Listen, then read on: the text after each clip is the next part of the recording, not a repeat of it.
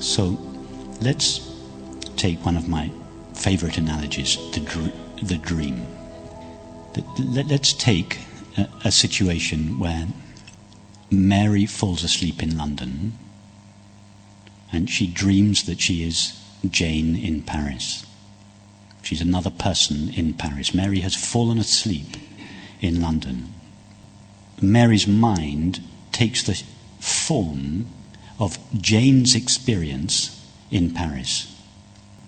Jane is having thoughts and feelings on the inside, which she believes are made out of stuff called mind.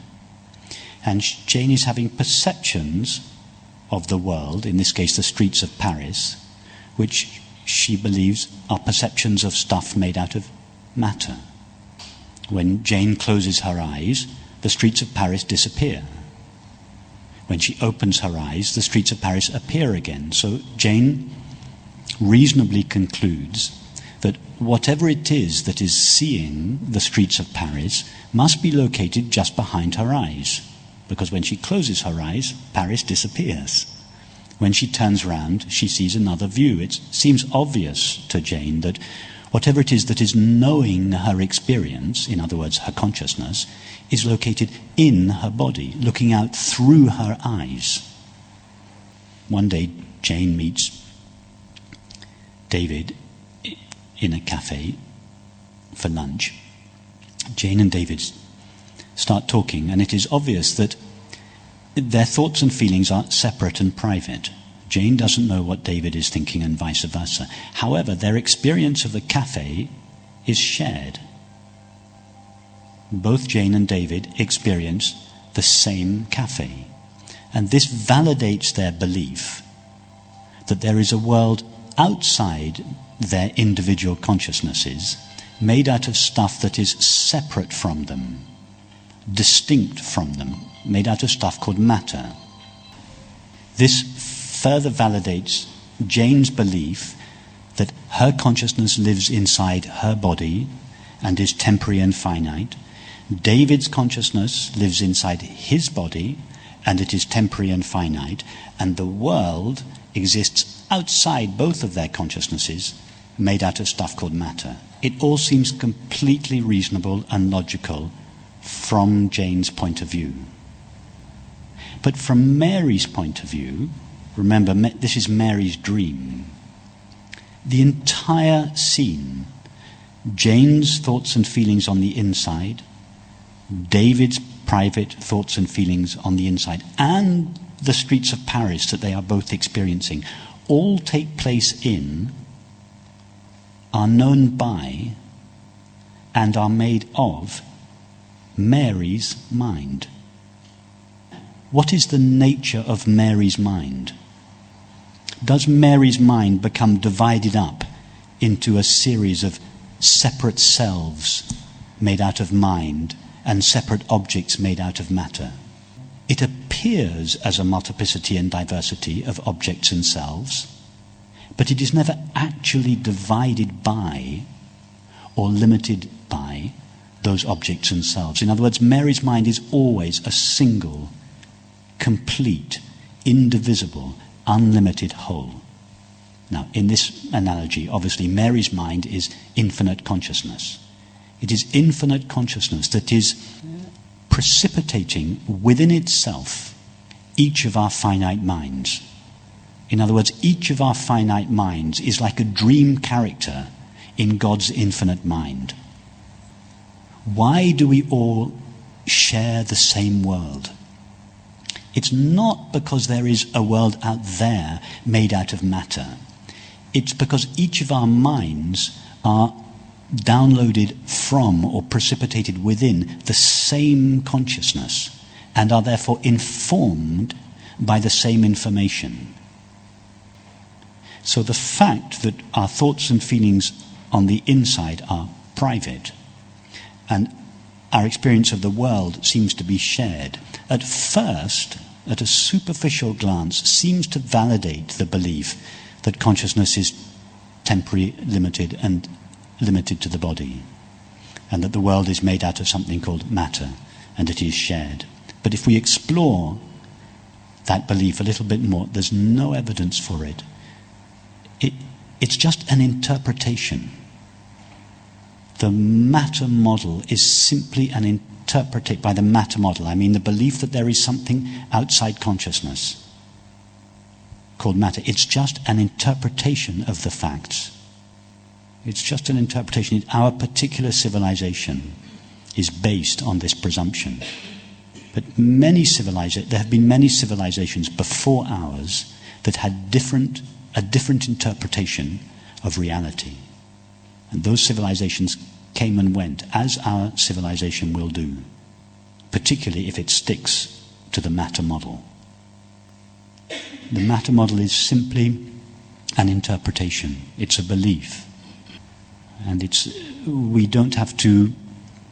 I don't have to spell out to you the implications of the belief in the matter model. Just watch the news or read a few pages of a newspaper, and we see what the implications of the matter model are. It's an unsustainable model. And all around us in our world culture we see evidence of the fact that it's really run its course now. It's time for a new model, the consciousness model.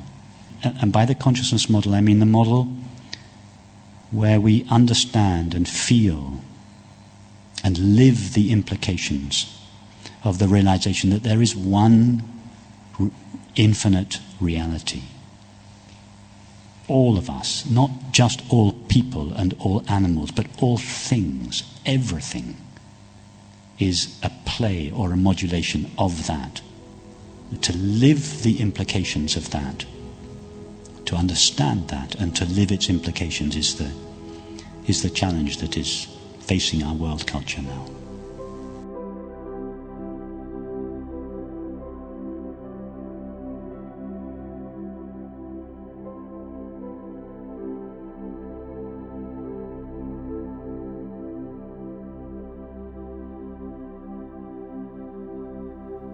Would you agree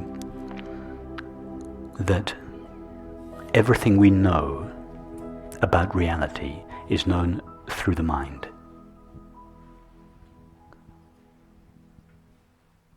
Through the mind. Through the mind, by the mind. Yes. Yeah. And would you agree that the mind is limited? Yes. And would you agree, therefore, that the mind superimposes its own limits upon whatever it knows? Yes, that's perfect. True. So everything the mind knows everything we know of reality is known by the mind. The mind is obviously limited. Therefore, the mind's view of reality is filtered through its limitations. Yeah. Now, the mind thinks time and space belong to reality. But how does the mind know that? Maybe time and space are the limitations of the mind through which reality is known. Maybe there is no time and space in reality, but maybe time and space belong to the limitations of mind. How do we know that's not the case? We don't.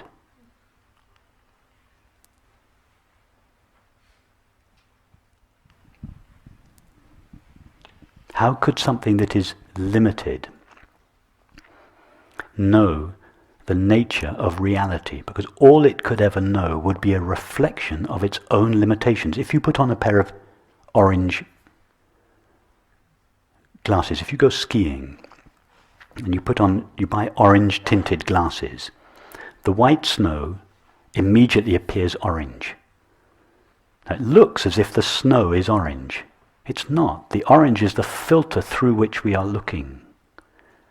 The goggles superimpose their own limitations on the snow. But what's interesting is that 2 minutes later, the snow looks white.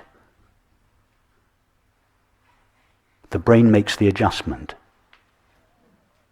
We forget that we're looking through limited glasses and we think the snow is white.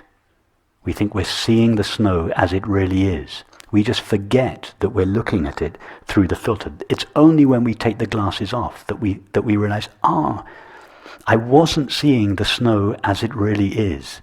I was seeing it through tinted glasses. Well, the mind, the limitations of the mind, are the tinted glasses.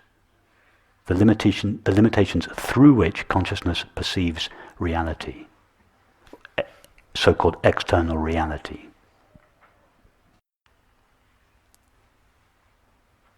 So what is there beyond the limitations of mind? Consciousness. Mind being thought and perception. What is there to reality apart from thought and perception? Consciousness.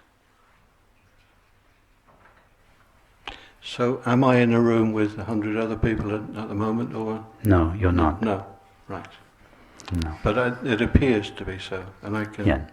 Yes, it appears to be so. Appearance. It appears to be so because, in other words, your experience appears to be taking place in time and space, not because it is taking place in time and space, but because time and space are the activity, are the way your mind works.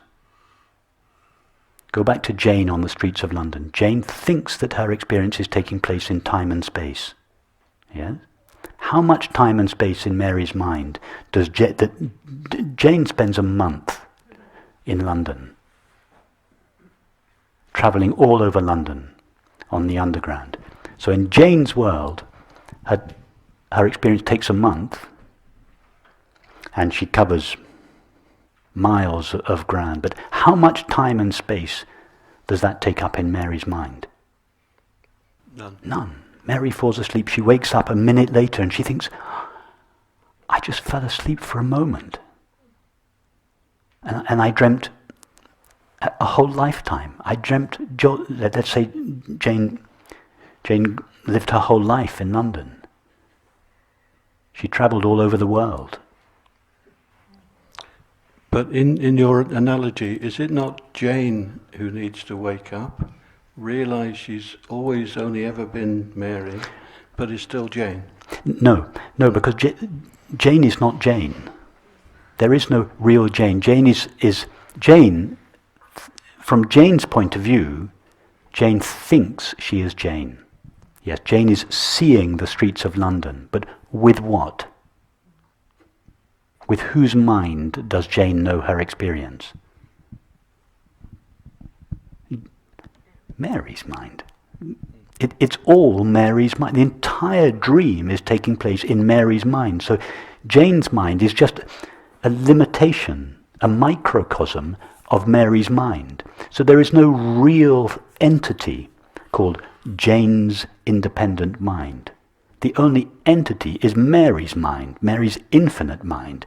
And Jane is just a localization of Mary's mind. So from Jane's point of view, she feels, I have to wake up. I have to realize my true nature. So Jane is only Jane from the illusory point of view of Jane. The ego is only the ego from the illusory point of view of the ego. When Mary wakes up, she realized, oh, I was always Mary. It is Mary that falls asleep to herself in order to limit herself in the form of Jane. So it is Mary that overlooks herself. She falls asleep for the sake of creation, and then she wakes up again. Mary is the only one, if we can call her one, the only entity, the only being, the only consciousness that is actually present. So that the very knowing with which you are now knowing your experience doesn't live inside your body. It is not located in this room, just as the knowing with which Jane knows her experience is not located in her body on the streets of London. It is located in Mary's unlocated mind. In other words, Mary's mind is not located in the time and space in which Jane's experience seems to take place. So the knowing with which you are now knowing your experience is not taking place in what appears to be time and space.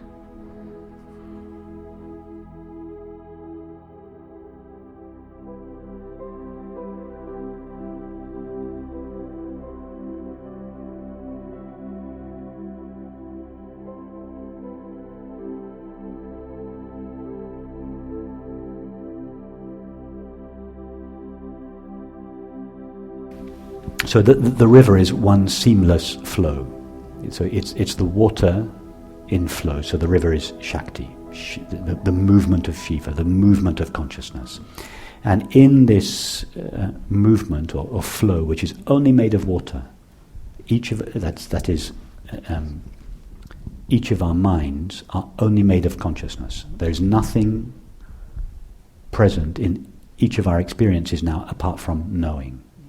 So our minds, thinking, feeling, sensing, perceiving, hearing, is only this pure knowing or pure consciousness in motion. But there are little. The whirlpools are like little isolated vortexes of knowing that seem to have independent existence. We can say there's a whirlpool in the river. There's no such thing as a whirlpool in the river. You cannot pluck a whirlpool. You cannot take a whirlpool out of the river and say, here's the whirlpool and here's the river. The whirlpool is really just a movement, a configuration of the river, just as each of our minds are just a movement of consciousness. There is no such thing as a mind. There are no individual minds. There are only individual minds from the illusory point of view of each of our minds. But our minds are simply a movement of the one mind, infinite consciousness, or in the analogy, the flow of the river. However, from the point of view of the whirlpool feels, I am a whirlpool. It doesn't know that it's just a modulation of the infinite river. So from the point of view of a whirlpool, I am a whirlpool, and all of you are other, separate, independent whirlpools. Now, some of those whirlpools I like very much because they reinforce my sense of being a whirlpool. So those of you whose whirlpools, the shapes of your whirlpools that I like, I want more of you. Because you support my belief, you bolster up my feeling, I am a separate whirlpool. But some of you whirlpools out there threaten my feeling of being, you're continually undermining my sense of being a separate. Therefore I want to get rid of you. Now, in the mildest case, that is just, that expresses itself as, I want to avoid that whirlpool. But in the worst and most extreme cases, I want to destroy that whirlpool. And if there are whole collections of whirlpools, a whole type of whirlpool called the Jewish community, and you somehow threaten my sense of who I am, then I want to destroy all of you.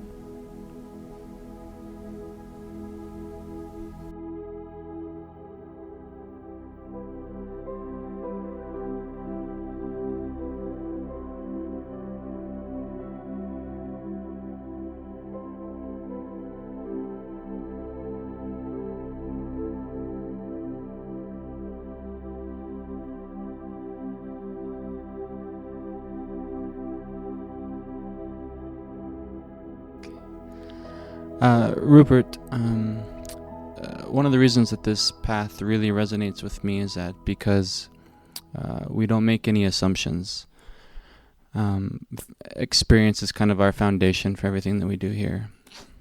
And so if I understand that correctly, if we're not experiencing something, then in order to say that it exists, we would have to assume so.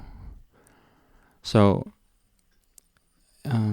that being the case, it seems rather intuitive to say that if I'm not experiencing anger, then anger at this moment doesn't exist. But it seems a little bit less intuitive to say something along the lines of, I'm not experiencing New York City right now, but it seems rather reasonable to assume that New York City exists.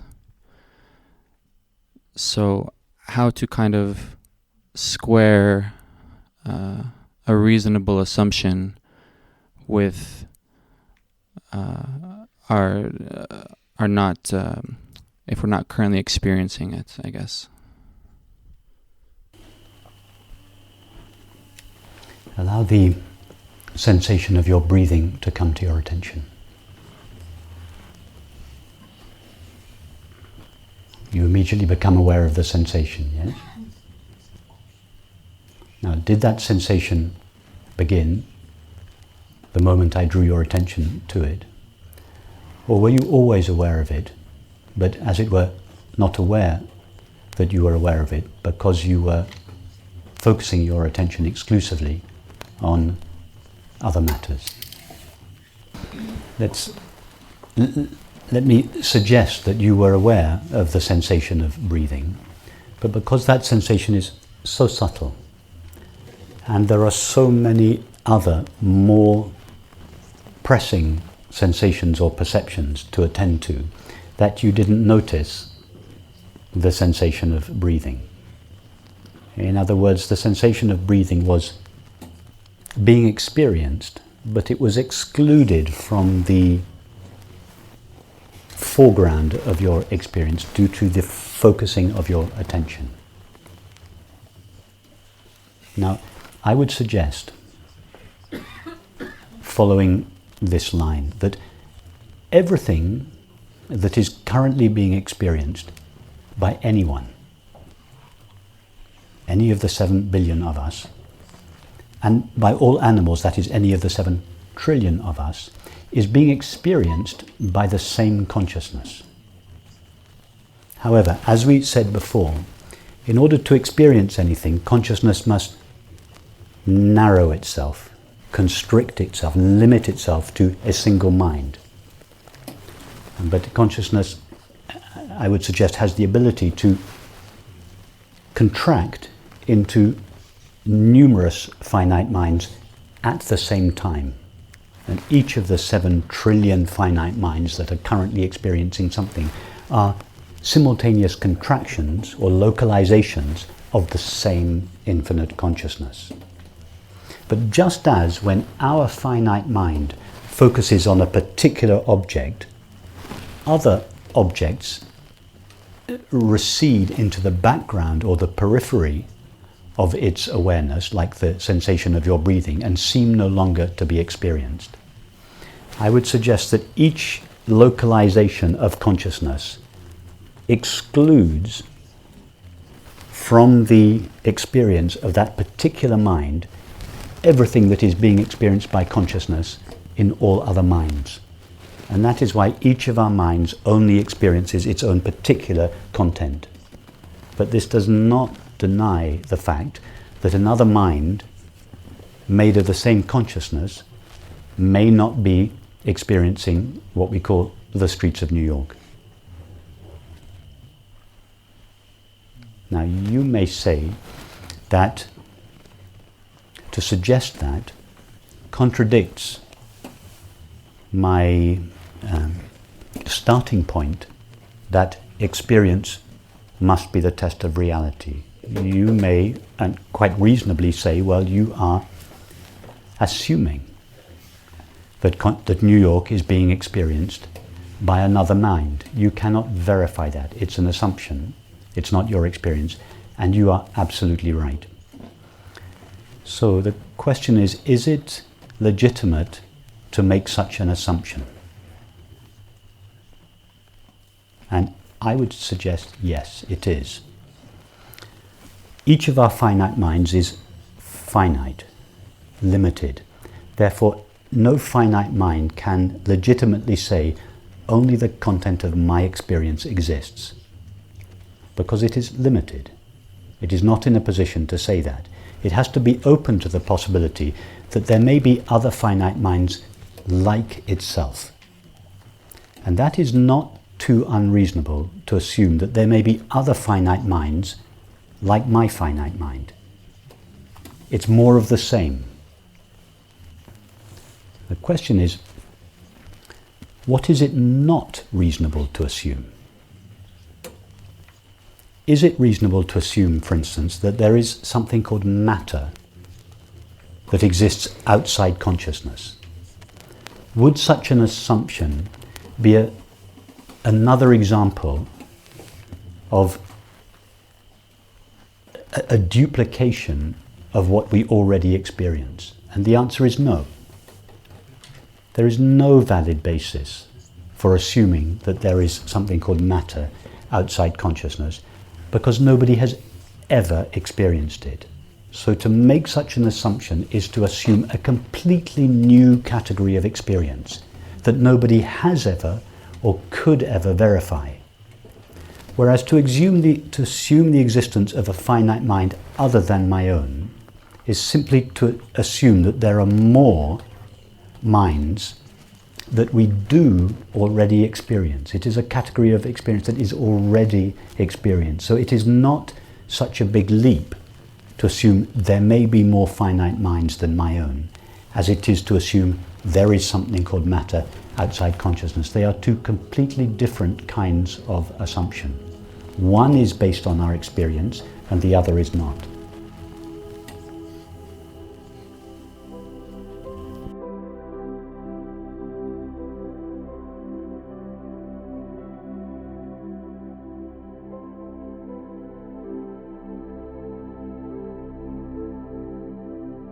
Mind is just a limitation of consciousness. Yeah, there's no such thing. There isn't one entity called mind, thoughts, sensations, perceptions, and another entity or reality called consciousness.